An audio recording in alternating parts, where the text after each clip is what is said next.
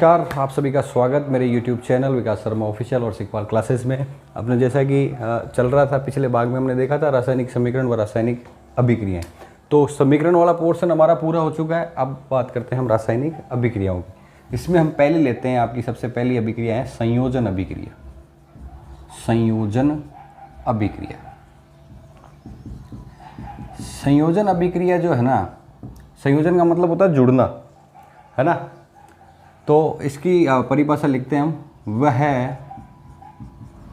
रासायनिक अभिक्रिया जिसमें दो या दो से अधिक अभिकारक आपस में अभिक्रिया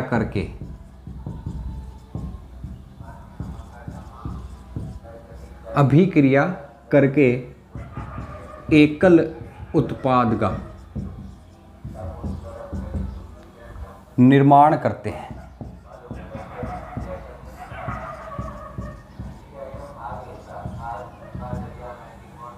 यानी इसमें अभिकारक एक से ज़्यादा हो सकते हैं, 1 2 3, लेकिन उत्पाद जो आपका राइट हैंड साइड है उसमें सिर्फ एक ही उत्पाद बनेगा। ये पहचान है एकल उत्पाद। देखना ज़रा, जैसे मैं बात करूं, पहला ही अपन ले लेते हैं Mg प्लस O2 क्या बन रहा है, MgO। यानी यहाँ प्लस प्लस लग के कोई 2 उत्पाद 3 उत्पाद जैसी चीज़ें नहीं बन रही हैं, ठीक है।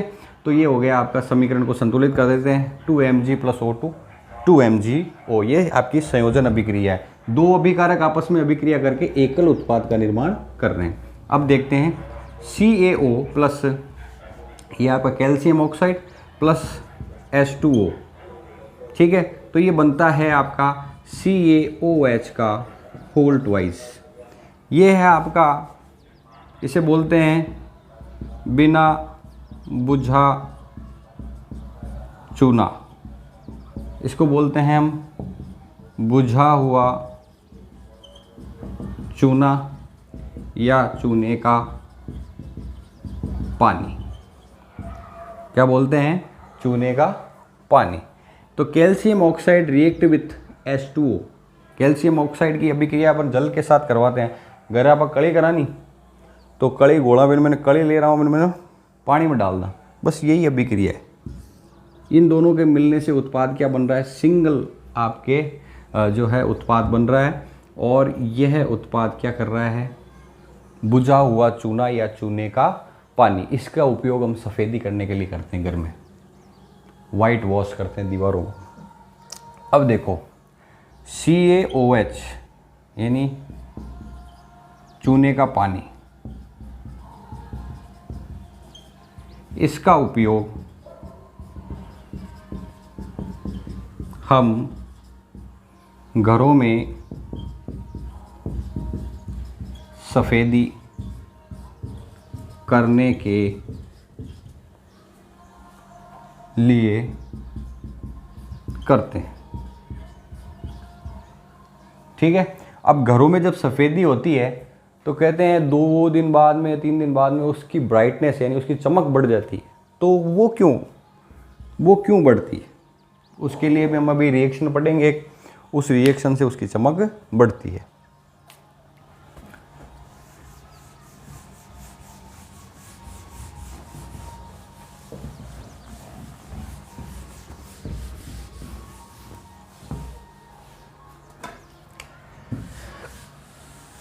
अब बात करते हैं अपन CaOH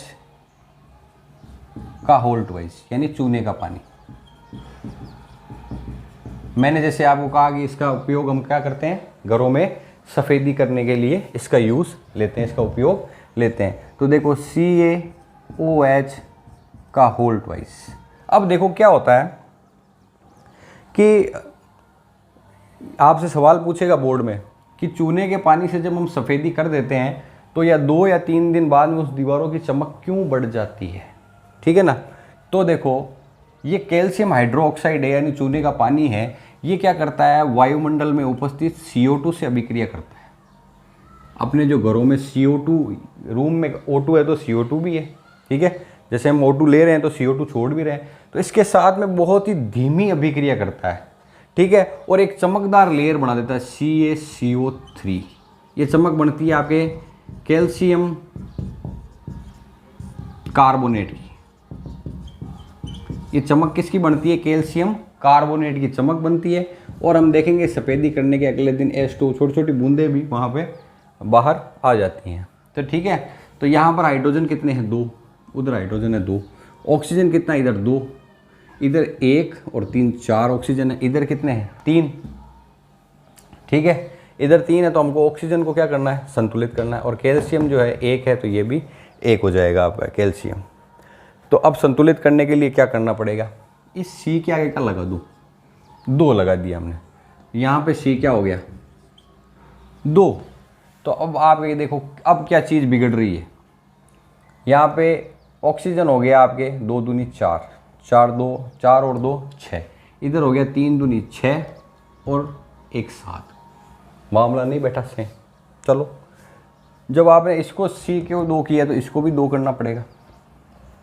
जब आप यहाँ पे हाइड्रोजन को क्या कर दोगे? 2 दूनी 4, तो इसको भी क्या कर दो? 2। तो इस तरह से आपका ये समीकरण क्या होता है? संतुलित हो जाता है। तो जब आप चूने का पानी से पेंट करते हो, घर पे सफ़ेदी करते हो, तो 2 या 3 दिन बाद चमक इसलिए बन जाती है कि ये चूने का पानी जो है वायुमंडल में उपस्थित, घर में उपस्थित कार्बन डाइऑक्साइड से बहुत ही धीमी धीमी अभिक्रिया करता है और वो अभिक्रिया करके कैल्शियम कार्बोनेट की एक चमकदार परत बना देता है, जिस परत को बनने में 2 दिन लग जाते हैं, ठीक है। इसीलिए उसकी हुई सफ़ेदी की जो आया चमक वो 2 या 3 दिन में आती है, ठीक है। ये आपका क्वेश्चन हो गया क्लियर। आगे चलते हैं। अब दूसरा उदाहरण देखो आप संयोजन का। पहला देख लिया हमने, अब दूसरा उदाहरण है कार्बन का दहन। कार्बन का दहन, तो देखो अगर आपसे पूछे कार्बन दहन की अभिक्रिया लिखो तो C+O2 सीधा सीधा बना दो CO2।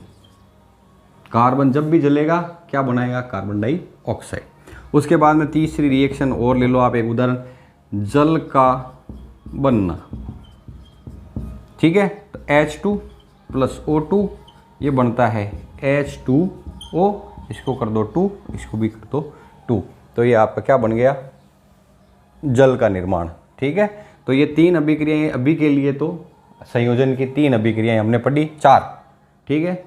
ये आपको याद रखनी है। संयोजन अभिक्रिया आपकी इसके साथ में क्या होती है? पूरी संयोजन यानी जुड़ना, यानी जब 2 या 2 से अधिक अभिकारक मिलकर एकल उत्पाद का निर्माण करें तो उसे क्या कहते हैं? संयोजन अभिक्रिया, ठीक है। फिर कार्बन का दहन, कार्बन को जब जलाओगे तो C+O2 CO2 बनेगी।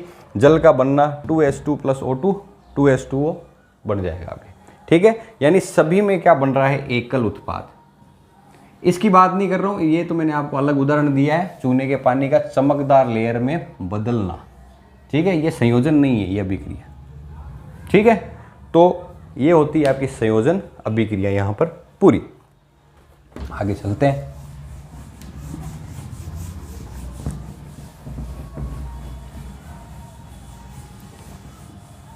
अब बात करें अपन, इसी के साथ में एक अभिक्रिया होती है ऊष्माक्षेपी।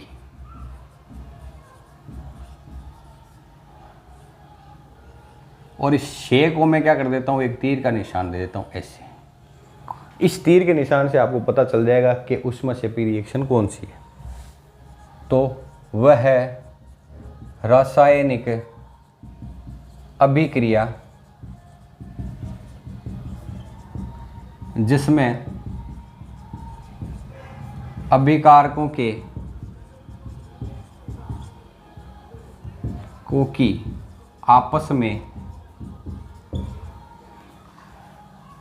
अभिक्रिया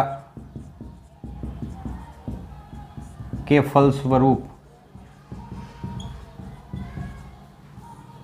उत्पाद बने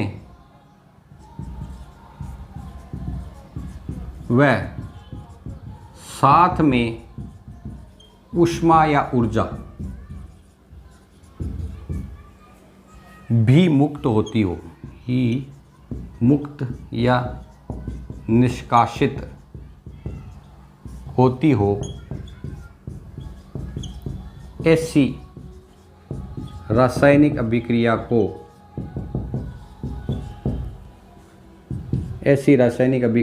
को ऊष्माक्षेपी रासायनिक अभिक्रिया कहते हैं। उदाहरण दूं मैं? लो जी, उदाहरण लो। प्राकृतिक गैस का दहन। प्राकृतिक गैस को कहते हैं मीथेन गैस, CH4, जिसका हम क्या कहते हैं नाम, CH4 यानी मीथेन गैस। कौन सी है? Methane gas, methane gas, methane, ठीक है। इसका हमने किसके साथ में दहन करवाया, तो दहन करने पर क्या बना? CO2 प्लस H2O और प्लस में क्या निकली इसमें से? ऊर्जा। ये जब ऊर्जा निकली यानी देखो ऊष्माक्षेपी, तीर का निशान ऊपर लगा दो, शे के ऊपर। जब आप पता चलेगा कि वह रिएक्शन जिसमें प्रोडक्ट तो बन रहा है उसके साथ साथ में ऊर्जा भी क्या हो रही है? निष्कासित हो रही है, तो इसे कहते हैं हम, क्या कहते हैं? ऊष्माक्षेपी, ठीक है। अब इसमें क्या है? इसके अंदर देखो ऑक्सीजन 2 है, ठीक है।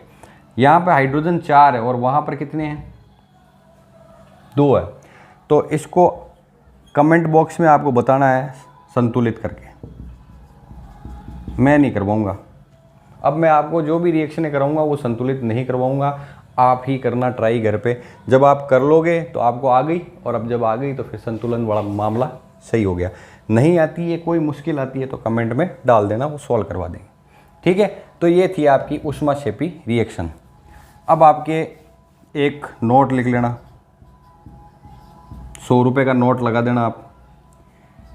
जब शाक सब्जियां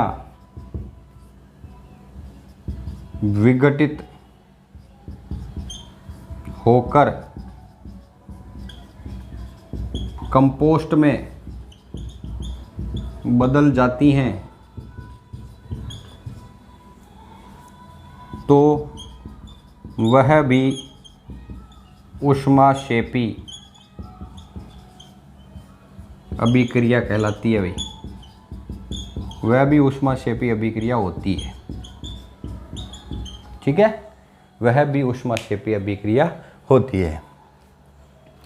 अब आपको इस वीडियो के एंड में मैं एक सवाल दे रहा हूँ, उस सवाल को आपको लिखना है, उसका उत्तर ढूंढना है आपको। और नहीं मिलता है कोई बात नहीं, अगले वीडियो में उसकी चर्चा करेंगे। श्वसन अभिक्रिया को, श्वसन क्रिया को, जो मानव श्वसन क्रिया है ना, उस क्रिया को ऊष्माक्षेपी अभिक्रिया क्यों कहते हैं? ठीक है, ये आपका क्वेश्चन है, होमवर्क क्वेश्चन, ठीक है। इसको करने की कोशिश करना, ज़रूरी नहीं है सबसे हो, मैं इसको अगले वीडियो में कराऊंगा, लेकिन तब तक आप करके देखना घर पे, अगर आपसे होता है तो आपको समझ में आ रहा है, ठीक है। तो अगले वीडियो में मिलते हैं, तब तक पढ़ते रहिए, सुरक्षित रहिए और चैनल को सब्सक्राइब कीजिए, बेल आइकन को दबाते रहना ताकि अगला वीडियो आपको मिल जाए।